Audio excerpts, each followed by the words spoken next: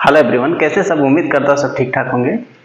हम इस समय इलेक्ट्रोस्टैटिक्स पर आईआईटी जेईई मेंस एडवांस और अदर कॉम्पिटिटिव एग्जाम जैसे नीट है, बिटसेट है, इन सभी एग्जाम्स में पूछे जाने वाले क्वेश्चंस को हम कर रहे हैं और उसका ये आज तीसरा वीडियो है। और तीसरे वीडियो में आइए हम क्वेश्चन शुरू करते हैं। क्वेश्चन कह रहा है कि आर रेडियस का एक वलय है, एक रिंग है जो एक समान रूप से आवेशित है और इसके केंद्र से h डिस्टेंस पर जहां पर इलेक्ट्रिक फील्ड मैक्सिमम है, आपको बताना है h की वैल्यू क्या होगी इन टर्म ऑफ रेडियस।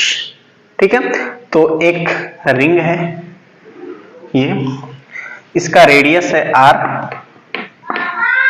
और इसके रेडियस यानी यहां सेंटर से h डिस्टेंस पर एक पॉइंट है, मान लेते हैं P।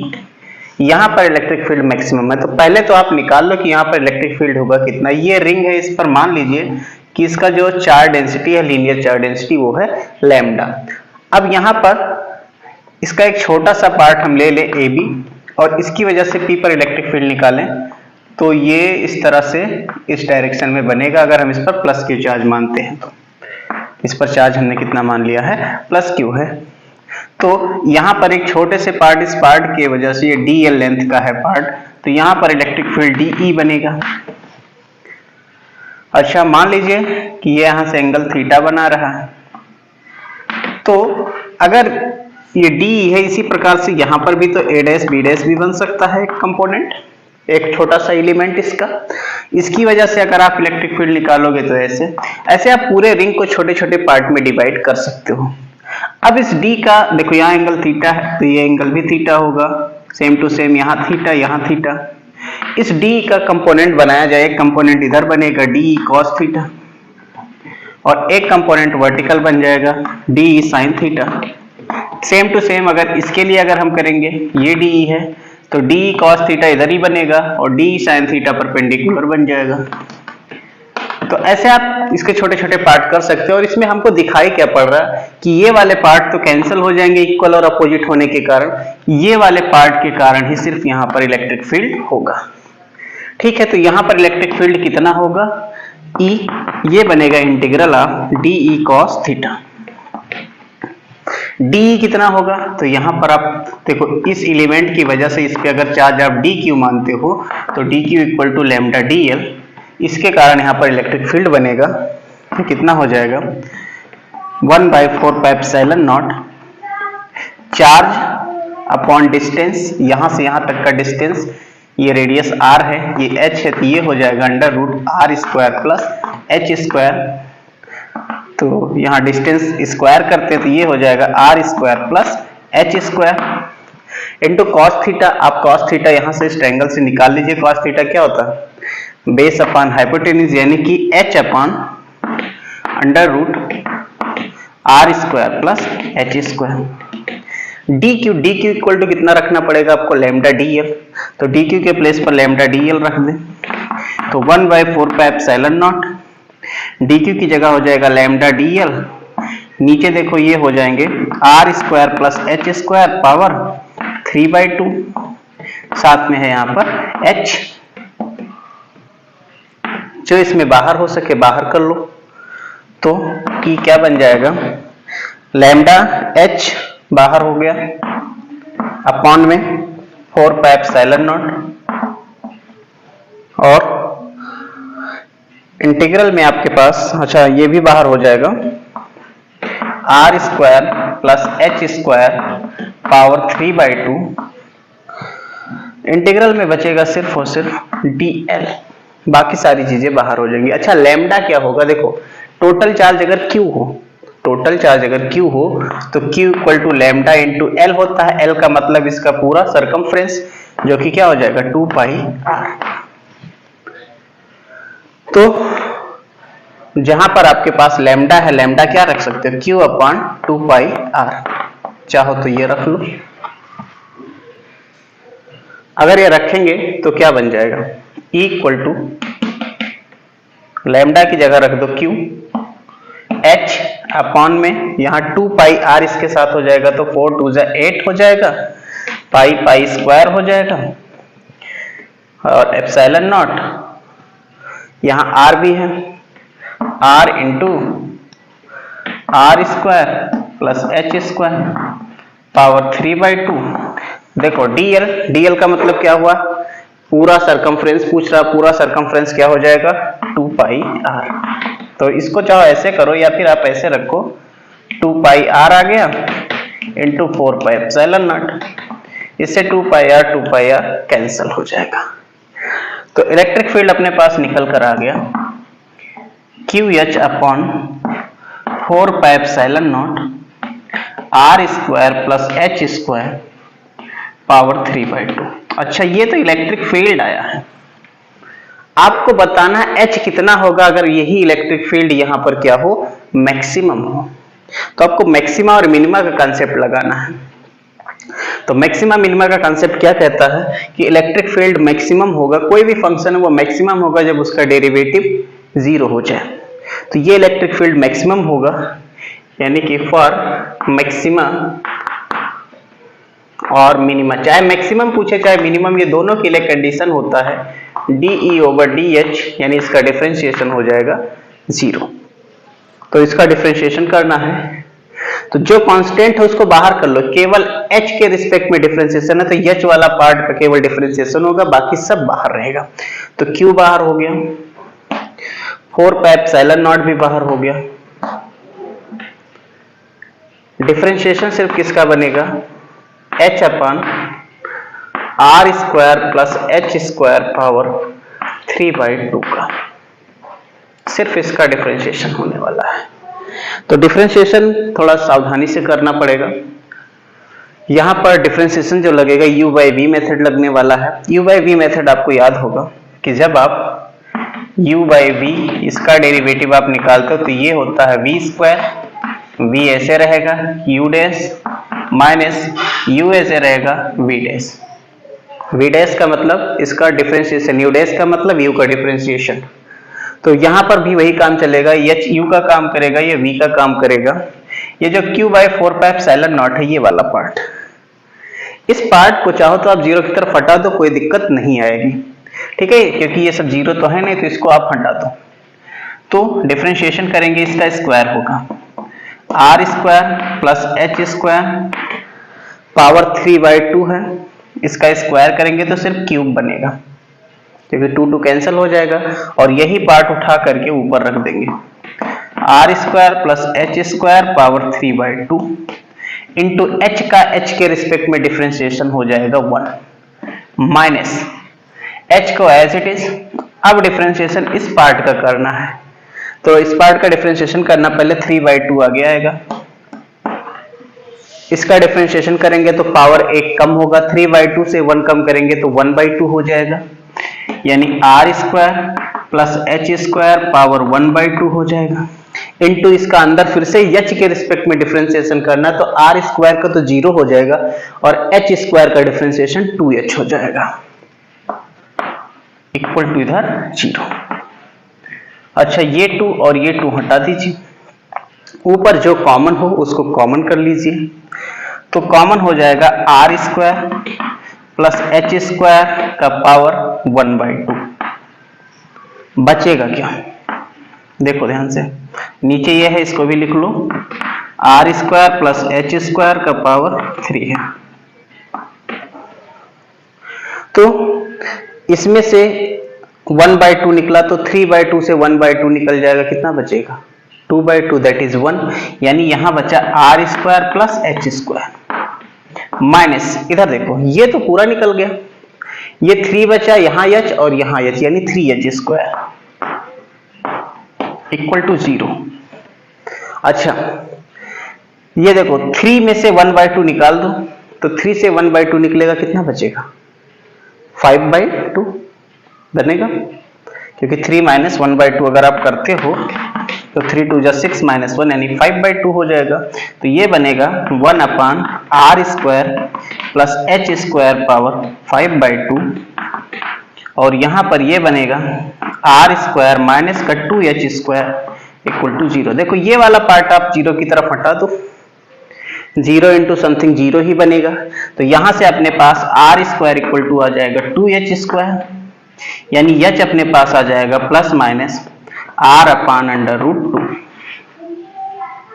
ऑप्शन में अपने पास देख रहे हैं माइनस का तो है नहीं, प्लस का r/√2 है, तो इसमें आपके पास जो आंसर आएगा h = r/√2 आएगा। और आप ऑप्शन देख सकते हो कौन सा ऑप्शन करेक्ट हो रहा है इसमें, तो option A is right answer. Okay, बेहतरीन क्वेश्चन था। नेक्स्ट क्वेश्चन कह रहा है r त्रिज्या का कोई एक गोला है और उस पर चार्ज डिस्ट्रीब्यूट है जिसका वैल्यूम चार्ज डेंसिटी रो दे रखा है a/r² e⁻²r/a, और उस पर टोटल चार्ज कह रहा है q है और रेडियस r है। तो आपको बताना है कि रेडियस r कितना होगा इन टर्म ऑफ q। तो सबसे पहले ये रहा आपके पास एक गोला और इसका केंद्र ले लिया, इसके जो रेडियस है वो है कैपिटल R।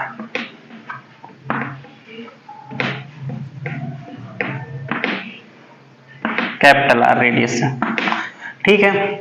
तो करने के लिए करें क्या, इसमें एक छोटा सा एलिमेंट लेते हैं, एलिमेंटल वैल्यूम, ये r डिस्टेंस पर, ये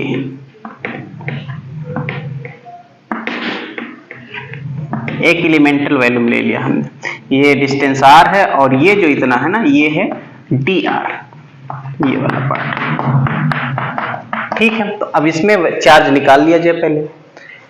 तो चार्ज आपको पता होगा, इसमें चार्ज अगर dq हो तो dq = क्या होता है, रो इंटू dv। अच्छा, dv कितना होगा, अगर इसका वैल्यूम निकालते हैं, पूरे का वैल्यूम यहां से यहां तक का लेते हैं r त्रिज्या का, तो ये होता 4/3 πr3। तो छोटा सा वैल्यूम लेना है तो dv/dr निकाल लो, यानी 4/3 पाई r³ का हो जाएगा 3r², 3 कैंसल, यानी dv अपने पास आ जाएगा 4πr²dr। ठीक है, रो और dv की वैल्यू रख करके dq निकाल लेते हैं। रो की वैल्यू है a/r² e⁻²r/a और dv आपके पास कितना आ गया है 4πr²dr।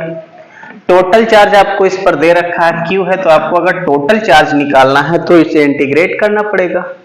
तो टोटल चार्ज q निकालना है तो इंटीग्रेशन ऑफ dq, मतलब dq की वैल्यू है a/r² e⁻²r/a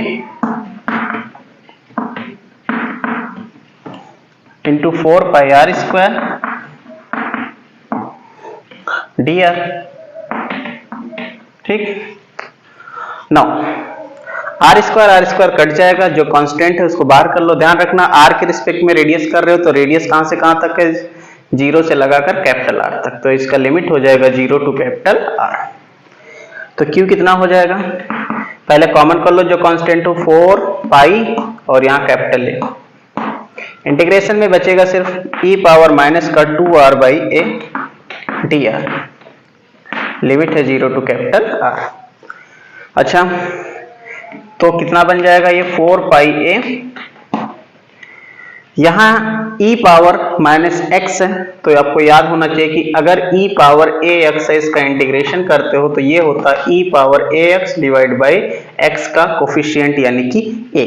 तो उसके अनुसार ये कितना बन जाएगा e⁻²r/a डिवाइड बाई 2/a, इसका r का कोफिशिएंट है -2/a, तो -2/a आ जाएगा, लिमिट है 0 टू r। अच्छा, अब इसमें से जो बाहर हो सके उसे आप बाहर कर लो, कांस्टेंट है। और ध्यान रखना कैपिटल R आपको यहाँ लिमिट स्मॉल r के प्लेस पर रखना है जिसके रिस्पेक्ट में आपने इंटीग्रेशन किया। तो कितना हो जाएगा q = 4πa और -2/a जो है इसको बाहर कर लें, तो जब बाहर करोगे तो ये पलट जाएगा a/-2 हो जाएगा, और यहाँ स्मॉल r के प्लेस पर कैपिटल R डाल दो तो e⁻²r/a माइनस 0 जब रखोगे r के प्लेस पर तो e⁻0 की वैल्यू 1 होती है, तो ये 1 हो जाएगा।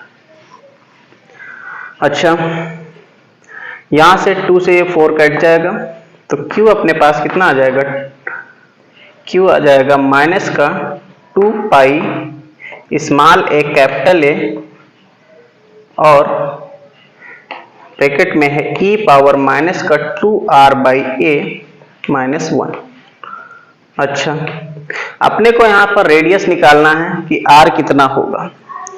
तो रेडियस को निकालने के लिए यहां से इस पूरे पार्ट को q के अपॉन में कर दें तो q अपॉन माइनस का 2 pi small A capital A equal to कितना हो जाएगा, इधर है e पावर माइनस का 2r बाई ए माइनस 1 को इधर लाएंगे माइनस 1 है प्लस हो जाएगा तो 1 minus q upon 2 pi A capital A equal to e power minus का 2r बाई ए। अच्छा, थोड़ा सा मुझे इरेज करना पड़ेगा।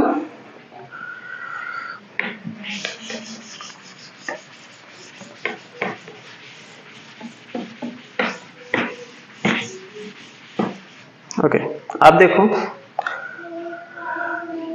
तो 1 minus Q upon 2 pi small A capital ए इतना है। अब ये देखो, इसको आप लिख सकते हो 1 upon e power 2r by A, negative power है पॉजिटिव बनाने के लिए। तो अब यहां से e power 2r by A equal to हो जाएगा 1 upon 1 minus Q upon 2 pi small A capital A, ये हो जाएगा। अच्छा, ई को आप उधर हटाएं तो ई को हटाने का तरीका क्या है, लॉग ले लो दोनों साइड, तो ये ई उधर जाएगा लॉग में कन्वर्ट हो जाएगा, ये हो जाएगा 2r by A equal to log of 1 upon 1 minus Q by 2 pi A capital A. Now हमें r चाहिए तो ये स्मॉल ए ऊपर जाएगा 2 नीचे आ जाएगा, तो a by 2 log 1 upon 1 minus Q upon 2 pi small A capital A, ये r की वैल्यू होगी। अब ये r की वैल्यू ऑप्शन में कौन सा सही दिख रहा है ये देखना हमें। तो इसमें जो ऑप्शन दिख रहा है वो डी नंबर सही दिख रहा है, यानी D option is right answer for this question.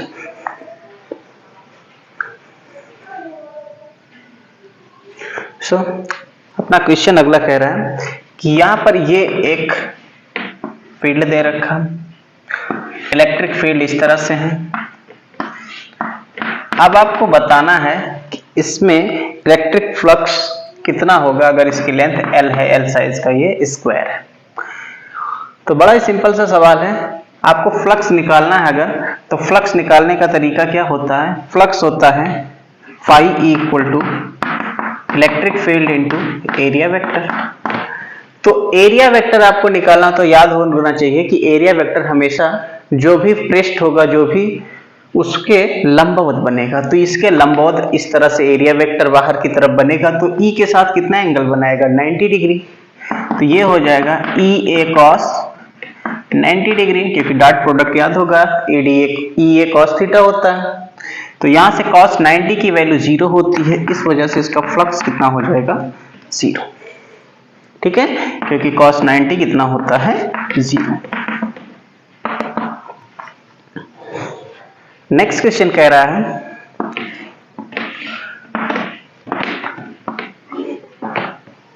ये x एक्सिस है, y एक्सिस और ये z एक्सिस, ओरिजिन है 0 0 0,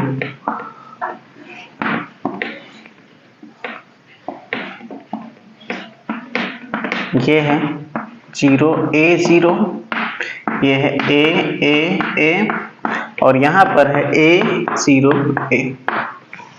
यहाँ इलेक्ट्रिक फील्ड दे रखा है, इलेक्ट्रिक फील्ड है E नॉट x डायरेक्शन में, x कैप, यूनिट वेक्टर अगर x कैप हो तो ये इस डायरेक्शन में दे रखा है। अब आपको बताना है इस वाले पार्ट से फ्लक्स कितना होगा, यहाँ पर फाई E कितना होगा ये बताना है।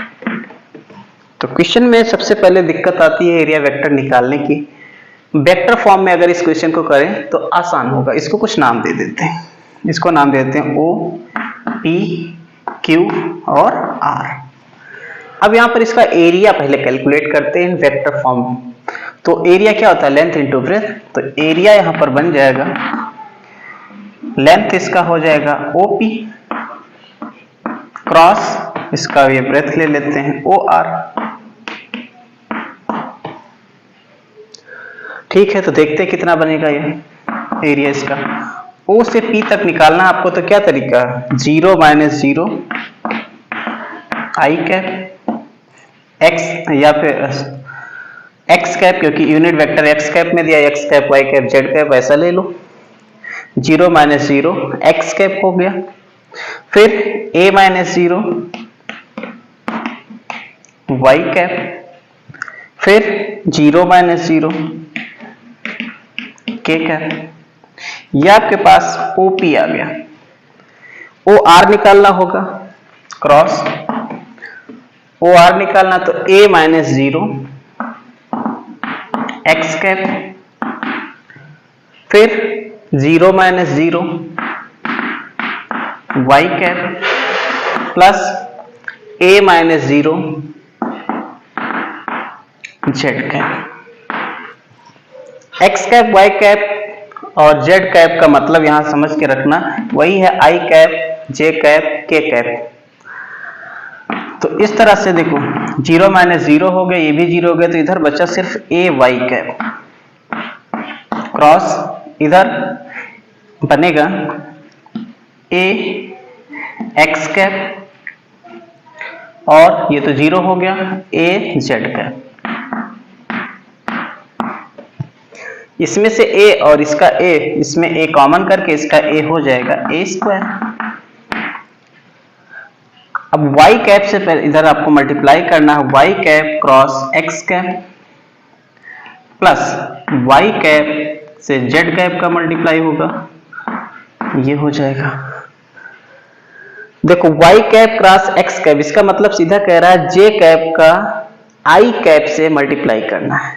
तो याद होना चाहिए कि I J K इस तरह से चलता था, I से J, J से K और K से I क्रॉस J होता तो K कैप हो जाता था, और J क्रॉस I होता था तो माइनस K कैप हो जाता था।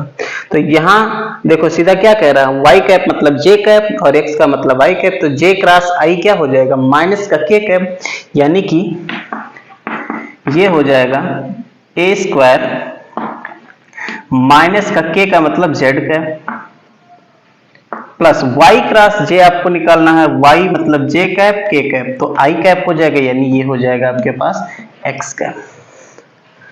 ठीक है, एरिया वेक्टर हमने कैलकुलेट कर लिया। नाउ आपको फ्लक्स निकालना है, तो फ्लक्स कितना हो जाएगा, फ्लक्स फाई ई होता है electric field dot area vector.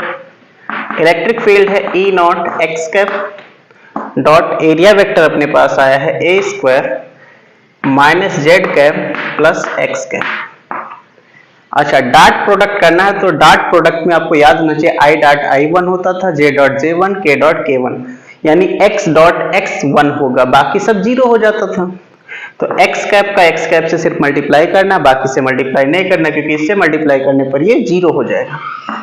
तो E नॉट a स्क्वायर, इसका प्रोडक्ट करोगे 0 और इसका प्रोडक्ट करोगे 1, तो इसका आंसर आ जाएगा E नॉट a स्क्वायर, ये हो जाएगा।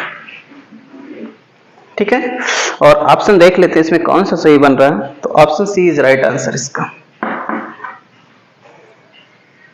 ओके, एक बहुत ही बढ़िया क्वेश्चन है, गॉस थ्योरम पर आधारित है। कह रहा है कि एक यहां पर दे रखा है a/4 रेडियस का एक डिस्क है, ये है एक डिस्क और इसका रेडियस जो है वो है a/4। ठीक है, इसका रेडियस कितना है, a/4। ठीक है, इसके बाद कह रहा है इस पर 6 कूलम आवेश है, आवेश इस पर चार्ज कितना है, 6 कूलम। फिर और ये एक्स वाई तल में इस प्रकार रखा है कि इसका जो सेंटर है वो है -a/2 0 0। ये जो सेंटर है ये वाला पॉइंट -a/2 0 0, ठीक है। इसके बाद कह रहा है कि ए लेंथ की एक छड़ है, ये वाली छड़ है, इसकी टोटल लेंथ दे रखी है ए है। अच्छा, और इस पर 8 कूलाम का चार्ज है। ओके, अगली बात क्या है, कह रहा है कि ये x अक्ष पर दिया है x equal to a by 4 से x equal to 5a by 4, यानी ये वाला जो पॉइंट है x equal to a by 4 है, और जो दूसरा पॉइंट है वो है 5a बाई 4। ये इस तरह से दे रखा है, ठीक है। और दो पॉइंट चार्ज है, एक -7 कूलाम और एक है 3 कूलाम। लेकिन अब दो पॉइंट तो हैं, एक पॉइंट यहां है इसके सामने एकदम, और एक पॉइंट यहां है। लेकिन अब ये कौन -7 कूलाम है और कौन 3 कूलाम है, ये इस बताने के लिए इसने पोजीशन बताया है। कह रहा है a by 4 minus a by 4 और 0, a by 4 minus a by 4 और 0, यानी ये पॉइंट कह रहा है, ये वाला पॉइंट है a by 4 minus a by 4 0। इस पॉइंट पर जो चार्ज है वो -7 कूलाम है, ये -7 कूलाम है। और जो दूसरा वाला पॉइंट होगा, इसका जो पोजीशन दे रखा है -3a बाई 4 और 3a बाई 4 0। इस पर जो चार्ज दे रखा है ये है 3 कूलाम का, ठीक है। फिर इस पर एक क्यूबिकल सरफेस है, और जिसके सरफेस दे रखे हैं x equal two plus minus a by 2, y equal two plus minus a by 2 और z equal two plus minus a by 2। ये इसकी साइड दे रखा है, तो कहने का मतलब इसकी जो साइड है टोटल ना, वो a बाई 2। देखो x एक्सिस, ये इधर x एक्सिस से ध्यान रखना, ये है आपके पास a बाई 2, एक प्लस का होगा, दूसरा इधर होगा माइनस का a बाई 2। अब x y z एक्सिस अपने अनुसार उस तरह से डिसाइड कर सकते हैं। कुल मिला के इसकी साइड आप कहो तो ये a दे रखा है, टोटल ये कितना दे रखा है a, यहां से यहां तक टोटल इसकी साइड a होगी। एक सरफेस सिर्फ इस तरह से दिखाया गया। आपको बताना है कि ये जो क्यूबिकल सरफेस होगा इससे कितना फ्लक्स गुजरेगा। क्वेश्चन जानबूझ के कॉम्प्लिकेटेड बनाया गया, बट है नहीं उतना कॉम्प्लिकेशन। आपको सिर्फ अपने दिमाग पे फोकस करना, आपको निकालना क्या है, फ्लक्स। तो गॉस लॉ क्या कहता है, जो फ्लक्स होता है ना, अंदर कितना चार्ज है डिवाइड बाय एप्सिलॉन नॉट, सिर्फ यही निकालना है। तो अंदर आपको चार्ज निकालना है, तो चार्ज कितना हुई सरफेस के अंदर, बस इतना सवाल। इस पर देखो, ये जो डिस्क दे रखा है इस पर 6 कूलम टोटल चार्ज है, और डिस्क का हाफ पार्ट अंदर है, हाफ पार्ट बाहर है। मतलब इतने वाले पार्ट पर, इस वाले पार्ट पर कितना चार्ज होगा ये निकालो। तो इस पर 6 का हाफ यानी कि 3 कूलम हो जाएगा। अच्छा, दूसरा -7 कूलम तो इसके अंदर है ही। तीसरी बात ये वाला, इस पर देखो, तो पहले ये पता करो कि ये कितना होगा। जब तक आप ये नहीं पता करोगे तब तक तो दिक्कत होगी, क्योंकि हमको ये तो पता है टोटल साइज तो इसका a दे रखा है, बट इतना कितना पार्ट इसके अंदर है, उसी अनुसार तो हम इसके अंदर चार्ज निकालेंगे। तो देखो ये इसकी साइड यहाँ पर a बाई 2 तक है, ये कितना है a बाई 2। तो अगर a बाई 4 है, ये a बाई 2 है, तो इसका मतलब यहां से यहां तक कितना होगा, यहां से यहां तक हो जाएगा a by 2 minus a by 4, यानी कि 2 से मल्टीप्लाई कर लो ऊपर, 2a माइनस a बाई 4, इतना यहां से यहां तक कितना है a बाई 4। अच्छा, मतलब कि अगर टोटल लेंथ a थी तो इसका 1/4 पार्ट ही सरफेस के अंदर है, क्यूबिकल सरफेस के। तो जो चार्ज होगा इस पर 8 कूलम था, तो उसका 1/4 पार्ट ही तो रहेगा, तो 1/4 पार्ट इसका चार्ज हो जाएगा, यानी कि 2 कूलम इसका चार्ज हो जाएगा, इस तरह से। तो अब अंदर चार्ज निकाल करके एप्सिलॉन नॉट से डिवाइड कर दे, आंसर आ जाएगा। इधर चार्ज कितना, देखो 6 कूलम था, 6 कूलम का हाफ करना पड़ेगा क्योंकि आधा पार्ट डिस्क इसके अंदर है, प्लस देखो यहाँ 8 कूलम था, लेकिन इसका 1/4 पार्ट ही इसके अंदर है, इसलिए 1/4 से इसको डिवाइड करेंगे, और माइनस का यहाँ पर कितना, इसमें कितना, ये तो टोटल है ना, इसके अंदर 7 कूलम है बाय एप्सिलॉन नॉट। इससे कोई मतलब नहीं क्योंकि ये तो बाहर है और बाहर से मतलब नहीं। तो अब इसी को कैलकुलेट कर लेते हैं। 2 3 जा 6, 4 2 जा 8, तो 5 कितना हो जाएगा, 3 2 5 coulomb minus 7 coulomb by epsilon not, 5 minus 7 यानी कि माइनस का 2, तो इसका जो फ्लक्स आ जाएगा माइनस का 2 कूलम बाय एप्सिलॉन नॉट। ये इसका आंसर हो जाएगा। तो इसका ऑप्शन ए करेक्ट हो रहा है ना। बढ़िया सवाल।